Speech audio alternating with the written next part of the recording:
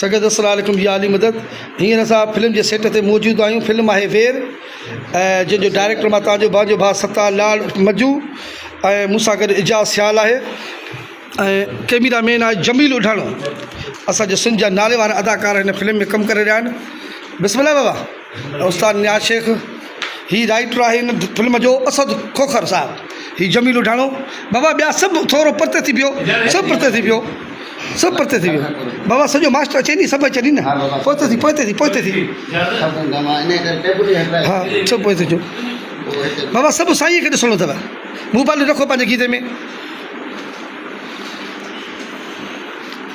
थोरो फरीदा कुर्सीअ खे पोइते कर। हा वो हिते बसि।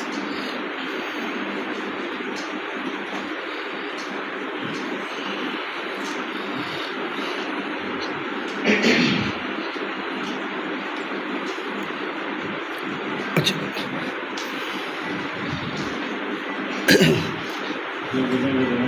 इन जो सोलो न वठंदुमि मां। हाँ मास्टर जी साईं, इन जो सोलो न वठंदुमि। पखो अचे तो आवाज़ बंदि कयो पखो। भले बंद कर। पखो बटन करो तो बंदि करे थी हेठि हेठि आऊं सिर्फ वारो कर।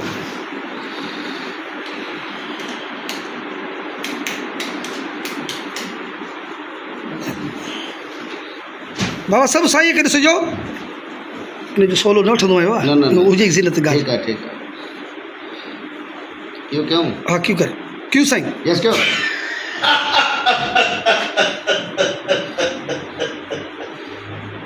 चए पियो आवाज़ उथारींदुसि, माण्हुनि खे जाॻाईंदुसि। काॾे वियो आवाज़, काॾे वियो माण्हू जाॻाइण वारो? बसि झिरकी झाटे जी महिमान थी वई। यस क्यों। वरी ॿुधाए। हाँ बाबा को बच्चो ही ना है। यस क्यों। पंहिंजे कंहिं बि दुश्मन खे ज़िंदा न छॾींदुसि। हाँ पंहिंजे दुश्मन लानती तूं डाला खे ॿुधाइजां तो भरण में लॻो पियो।